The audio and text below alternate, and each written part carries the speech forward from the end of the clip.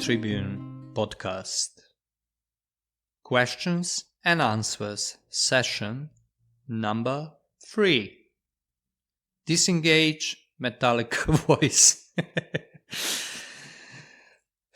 Well, in this session we are going to answer a very simple, very radical question that I distilled from the series of questions and comments by one Predrag Petric. Some of them are in Serbian, so I would have to translate all of it in English so the others can understand. I think it's better to simplify it. And this is what Predrag asks. The main question: is the soul, or alternatively, a person existent? Does soul exist? Does person exist? Now, to clarify why he asks this and what it means, we'll just pose the syllogism that brought him to this question. First premise: person, if it is, or if he is, or soul, has to be a substance. Second premise: there is, however, only one substance. Third, soul, therefore, is not a substance, for obvious reasons, because there are many souls, many persons, not one soul or one person. Now, this main question, that is the form of philosophical questions I don't really like, and I'll explain why. Although I don't hold it against Predrag to ask it, it is a kind of beginner's question in philosophy that is radical in a sense, logically radical, has a logically radical conclusion because one doesn't see nuances of the problem he's faced with. And we'll try to bring that nuances forward. Now, there are two secondary questions that come from this, and will bring meat to the bones of this issue. One secondary question is: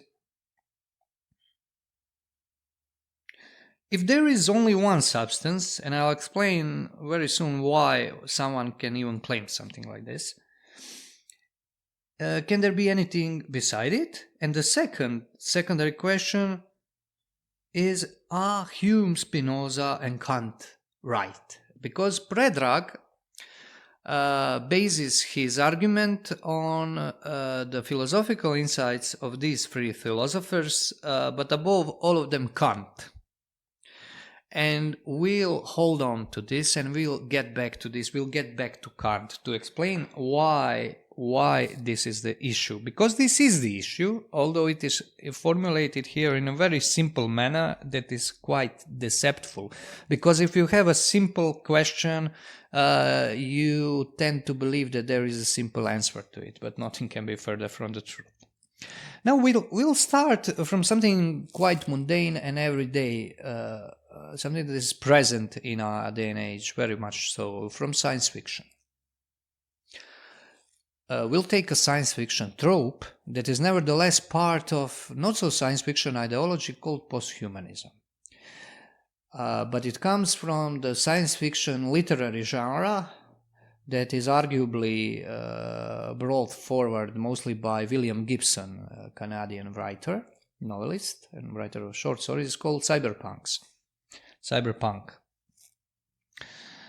There is an idea in Cyberpunk that a lot of scientists who are supposedly not doing science fiction but hard for science, except for some reason, that it is possible to copy a person to a media.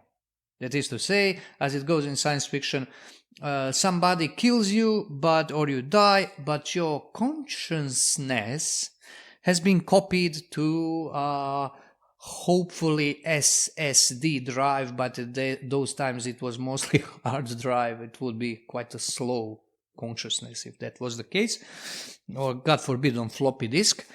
And for some reason, and in some way, you are living forever now. That is to say, you have a chance of another life, and this is other you that is at the same time the same you that you were before.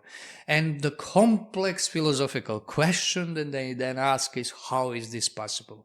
My very short answer to begin with is that it is not possible at all. It is not even conceivable. But that's what we get in science fiction, because science fiction is based on imagination, whereas modern science, to a large extent, is built on synthetic imagination that is not arbitrary or frivolous. It is like mathematical imagination that has very strict rules, but has very strange relationship to reality. Now, why do I say that this is impossible and that this is a science fiction trope that can have no relation to reality? Because it is very pertinent to Predrag's question. When I say, for instance, excuse me, that my consciousness can be uploaded to hopefully SSD drive on the cloud or whatever, what is the being and status of this having? Can we answer this question? So, for instance, you have one Branco recording this, you have another Branco copied to hard drive. Who is the real Branco? Obviously the one recording it, because there can be only one. And this is something that is, of course, generally put aside in these science fiction questions, and it's legitimate in the sphere of imagination. But I noticed that a lot of people, young people, take this to be a real question based on reality. It is not based on reality, because when we talk about persons, when we talk about substances, but particularly about persons, the main quality of person is its uniqueness. And uniqueness is a very peculiar form of a oneness. Oneness expresses certain individuation.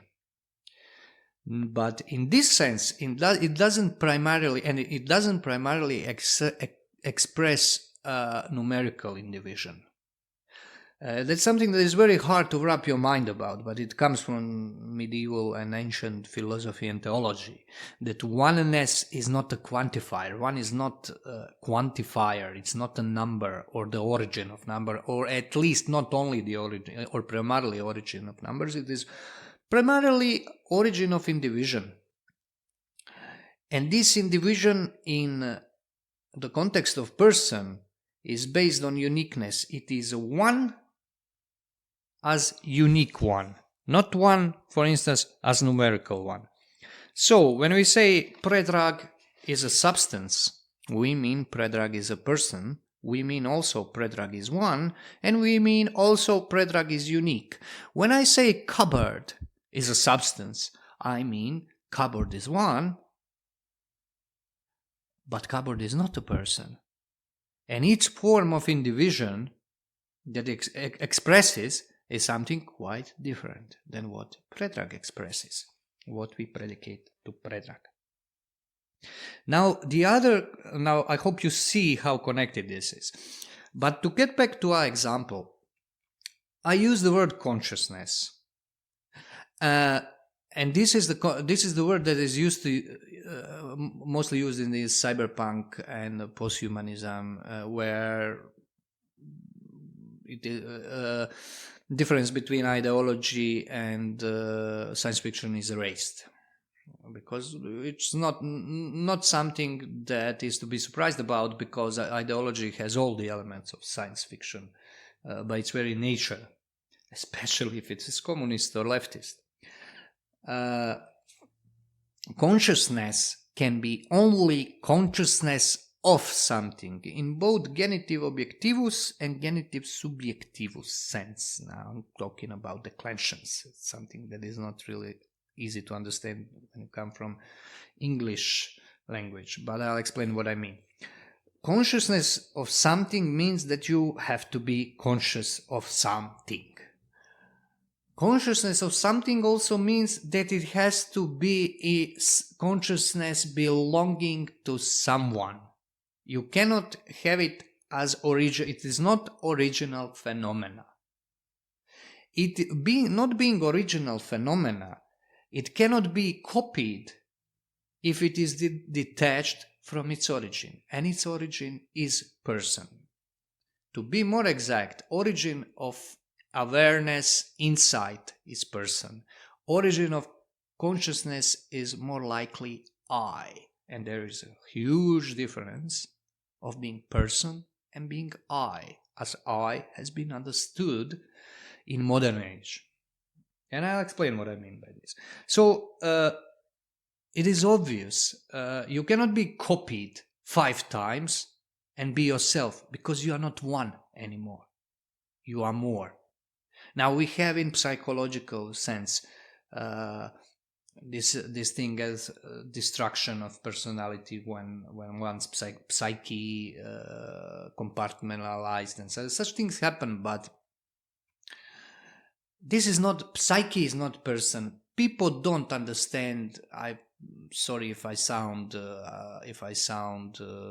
full of myself when I say this, but I rarely encounter someone understanding that person is not psyche or I. It is far more than that. Those are derivates from person. Those are acts of person, energies of person, operations of person, expressions or predications thereof, but not the person itself. And it's no wonder, because it's very hard to talk about person. It is maybe arguably only possible to talk about it through, well, in my opinion, revelation. Because it is being revealed as a person, as I understand it is being revealed through unified person of Jesus Christ, incarnation. But that's the story in itself. I always put that aside, just mention it, because maybe once I'll gain courage to really talk about and write about it. But most likely write, because it needs certain care about details, and well, it has to be taken in a very methodical, slow manner.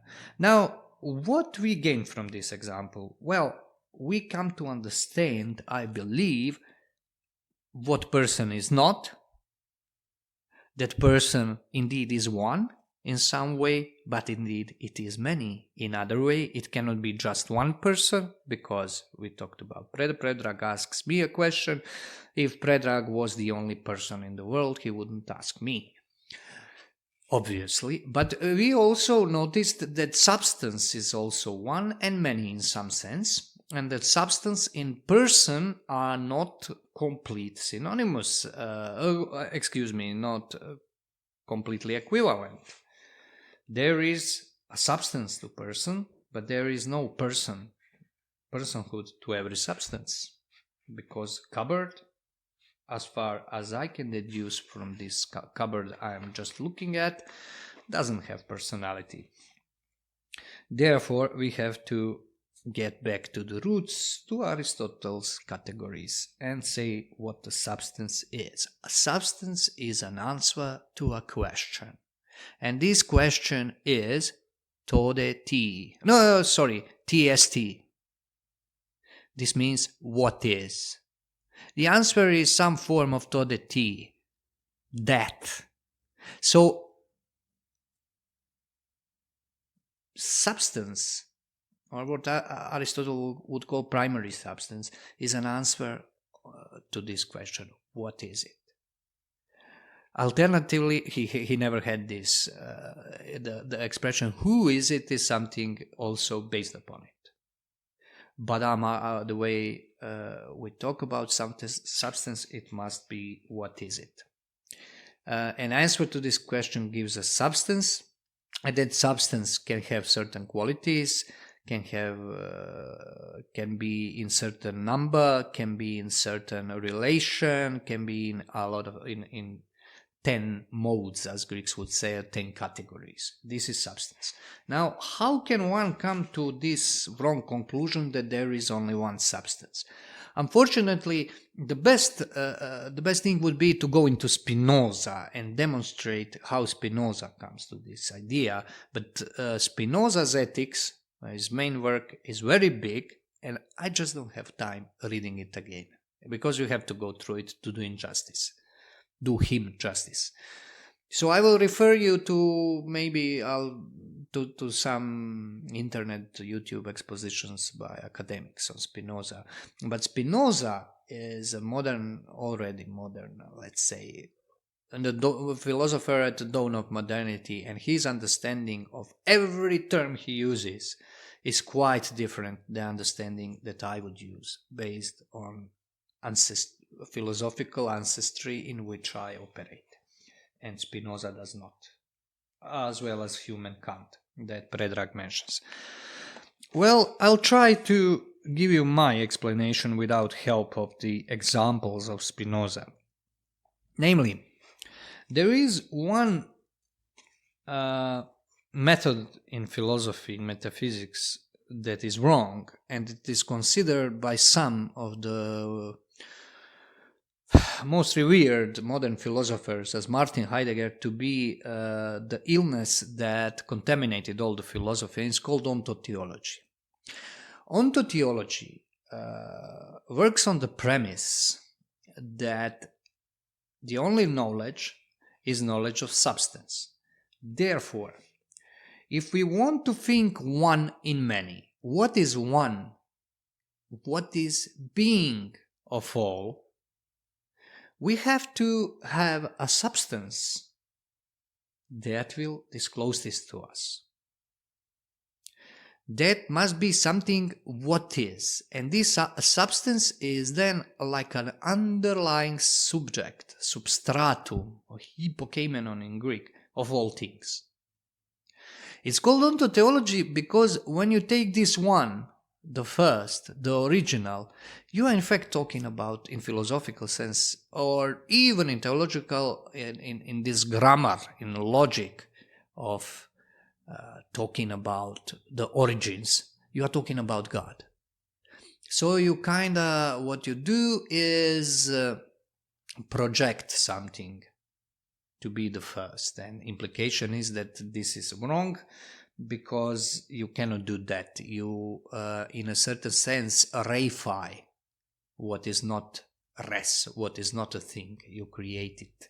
You create the principle, illusion of principle, through your special approach to the world. And this is the meaning. So one substance. This is complete opposite of what traditionally was done in philosophy. It is demonstrable, and some thinkers already in the 70s demonstrated how, for instance, Heidegger was wrong, and how this was never the case, not only in Christianity, because in Christianity this is in fact impossible. But when it comes to philosophy, Neoplatonism, post-Plotinus and his descendants, let's call them spiritual descendants, never did that. And what's more, they did a completely opposite. Because what is origin is not a substance in this sense. It is higher than substance, because it is present in every substance. This is not, however, an origin of things. We are not talking of God when we are talking on this one presence in all beings. We are talking about being. And there was a debate whether this being is rather a good or the truth that is present in all beings. But I think that being is the best example, because it is the commonest qualifier. Now, we come to another term that is very important to understand, and this is term being, that in Greek is called on, in Latin ens. There is another usage of the term being that in Greek means energia or einai, in Latin esse, And it is usually sein, das Sein in German, whereas being is Seiende. It's not the same thing. And I'll explain you why this is not terminological nitpicking. This is built completely on reality, and a reality that is accessible as you listen to me. So it's not something that you need to be esoterically initiated to figure out, but it's difficult because it requires effort. That is not only intellectual, but I would say moral effort to see this. Now, being is the fact that, and I'll get back to this world fact, by the way. Being is the fact that in every instance of knowing something, of doing something, of something existing, we are talking about beings. Everything comes with is. That is to say, this is, the copula, comes from something that is prior even to it. And this is something that is very hard to wrap your mind about in modern times, because in modern times it is the general idea is that this term being is, as Kant said, not a real predicate. Now we'll use this wrong assumption of Kant, in my opinion, to bring us to understanding what we mean by this very, very simple thing that is, because it's simple, so hard to figure out. How the being can be something that stands alone, that can be made to be understood, that for instance, both me, Predrag, and this cupboard have being in some sense. This does not mean that we have some substance underlying us all.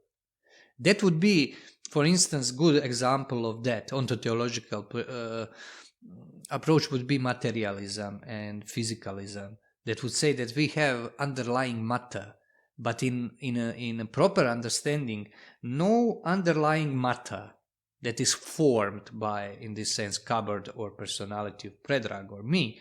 It is not the same. It becomes materia signata.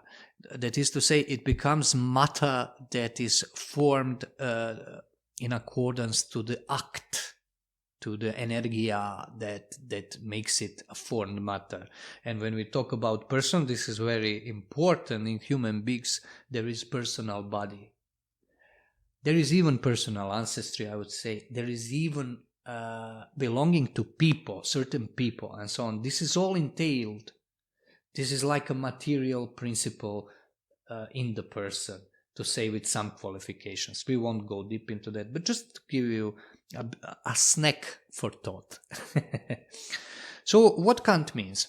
Well, Kant means that when we predicate being to something, when we make inference, for instance, Predrag is being, we are saying nothing. It is completely correct to say this, but there is absolutely no addition to knowledge.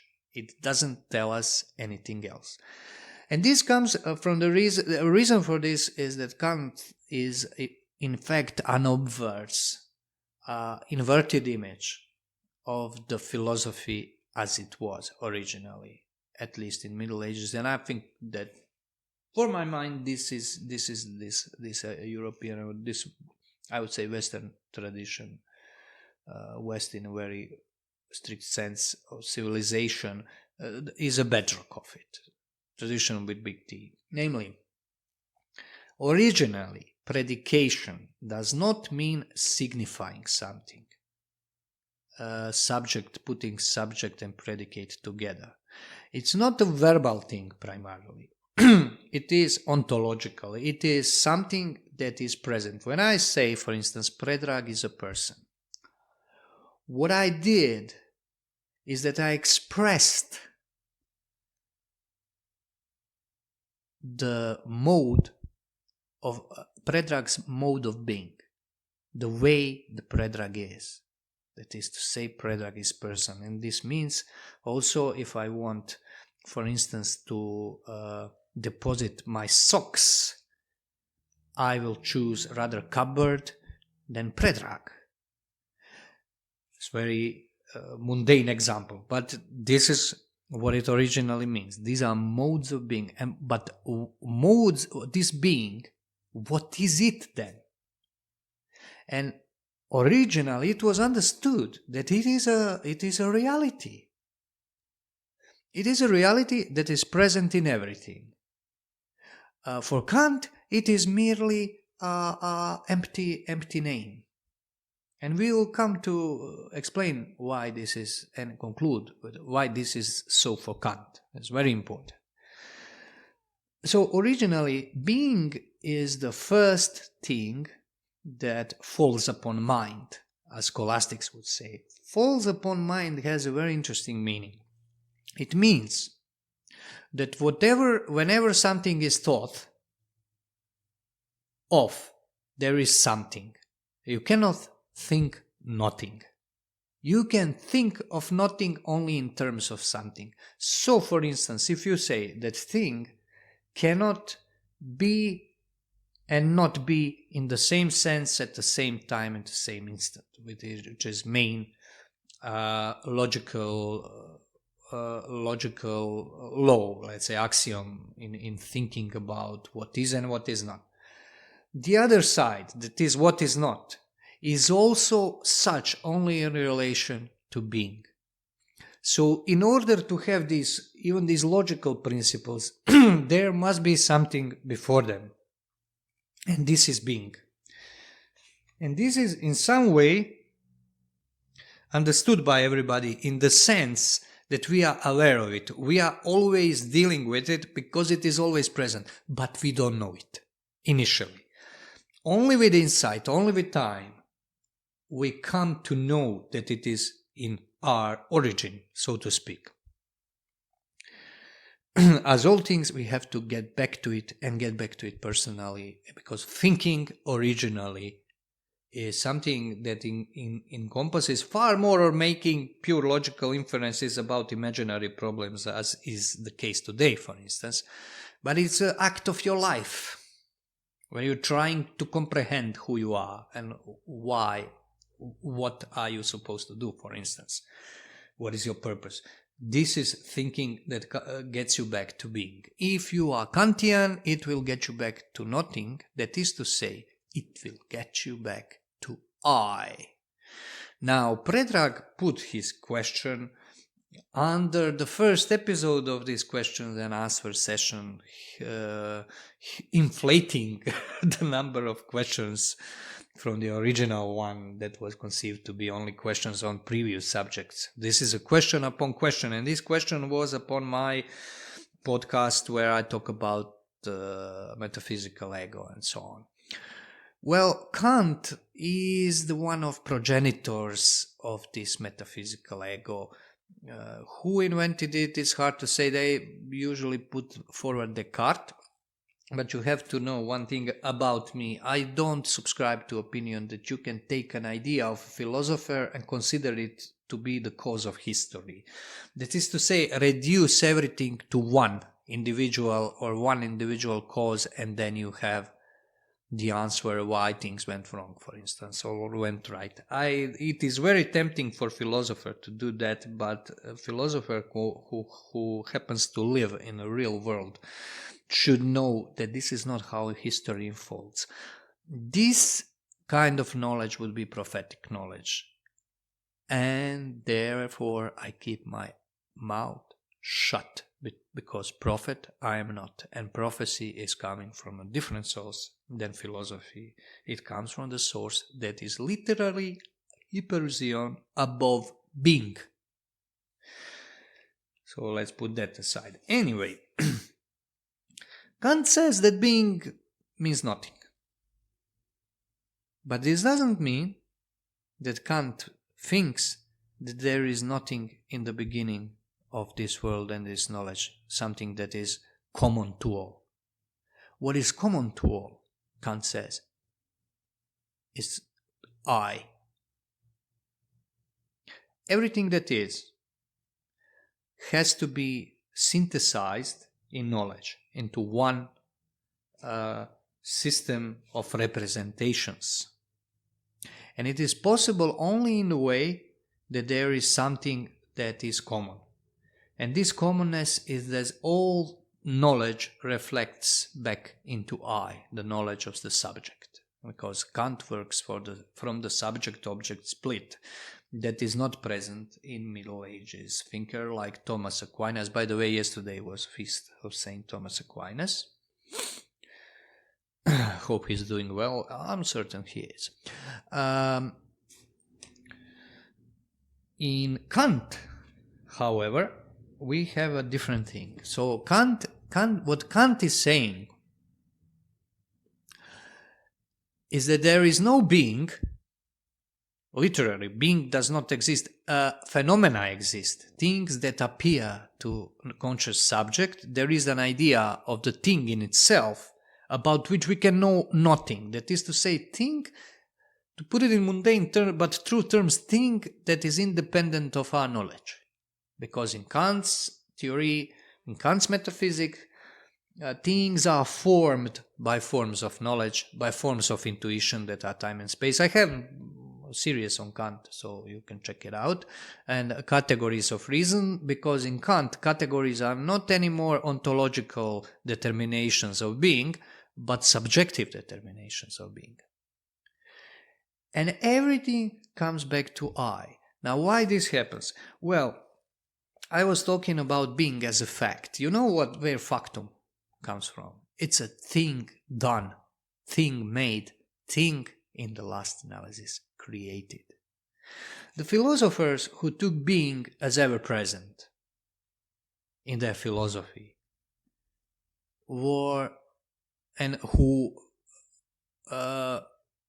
philosophers who started from assumption that this world is created indeed. And Kant starts from this assumption also. Although Kant claims to start philosophy without assumption, his idea of transcendental philosophy, or that is to say introductory work to transcendental philosophy, which is critique of pure mind, is an attempt to just use a kind of transcendental reflection, as he would call it, intuitive self-description of human knowledge that will give us at the same time the metaphysical structure of the world, because one is not, we cannot divide one from another. This is completely obverse of what, for instance, transcendental philosophy originally was. It is inversion of it. Very strange thing. And it doesn't start from no assumption, because Kant, as I wrote in one article of mine, Kant always use this word given. And this word given is of how the object, for instance, he said, how the object is given to us. Well, who does the giving? Well, it's simple, God does the giving, because this was the original meaning. Original philosophy of being, that is to say original transcendental philosophy, let's call it that, was subsumed under revelation. Not idea of revelation, but the factum of revelation. And it always used this assumption without ever shying from it. On the other hand, we had in ancient philosophy something different, something that was basically very similar in a sense that it came to conclusions without help of revelation, in Aristotle, in Plato, and such philosophers. But it never developed to this. It never developed, in a word, it never developed a notion of person. Christianity was given this notion. It is a notion that comes from the act of incarnation, not from idea of incarnation, from the act. This is given to people. Now, Kant also uses given, but he transforms it. And who does the giving? I'll tell you exactly who does the giving. Man himself. This is something that Kant would not accept, because he was a religious man. He was an extremely intelligent man, and he was, most important thing, unbelievably precocious thinker. He was always never quick to jump to conclusions. And this saved a lot of his philosophy to have value today. that made him great. He's the man who was made great by his moderation. He was a genius, a radical of moderation in thinking, although he was also a radical enlightenment thinker. So this I, what is it? Well, it is consciousness, and now we resolve everything to the stars. This is the consciousness. This is a necessary awareness of everything that comes to pass. If this awareness would slip for a moment, the world will disappear. The world would disappear. And there were thinkers after Kant who really understood this in this way. Schopenhauer, to some extent, being one of them. And this is what you have with these cyberpunks trivialities that are understood as, for instance, as deep philosophical questions. They are not deep philosophical questions, but they are built upon deep precipice of philosophical error. That is called modern, and God save us from it, postmodern philosophy. Being is exchanged for I. Being is exchanged for consciousness. And person is exchanged for I. Now, of course, I'm generalizing here because we are already far past half an hour. But so I have to generalize, but I must put forward that I write a lot about this on Kali Tribune, and Mihai also does, maybe not concentrated so much on this problem, but it all dovetails in one another. It's all intermingled together, things we write or talk about. So, as you see, there is not one substance in this world. There is one being in this world, and this being, to explain what it is the first act of creation, not in temporal sequence, but it is the fact that everything is created. This is the fact that everything is a fact, a given that everything is given. And what you understand from being, once you realize it, once you kind of like intuitively bring it into your mind, first thing you'll realize that your mind, yourself, you are immersed in it. There is no difference. It's very hard to explain this. It is the fact that you are, the things are, everything are. This are, is. It is present in everything, and nothing is divided from it. Therefore, there is no, you cannot kind of like divide subject and object, me and outer world. This becomes completely irrelevant in this instance. Just this is original instance, everything is created. And so, as Thomas Aquinas said, we don't realize that God created this world from this or that. We realize this from being itself, from creation itself. There is one act of creation in all. It is present. And being is the thing that can be known by humans from this act of creation in this natural way, without help of prayer and such things, that you can have these insights. And even people who are not Christians came to this, but not in this sense. This is how Christian transcendental thought understand this. I won't go into that too much because this is already going off the subject into deep waters, but this is what I meant to say. And this one provides you with a lot of unique substances, but it is not substance itself. It cannot be known in this kind of knowledge that you make it an object. It is presence. The best way to express it is presence, or even better, and this was used in Middle Ages, it is the light into which everything is. Not the highest light, mind you, let us not go too far, but light nevertheless. What we have in modern days, in people like these cyberpunkers, we have virtual light, we have inversion of it.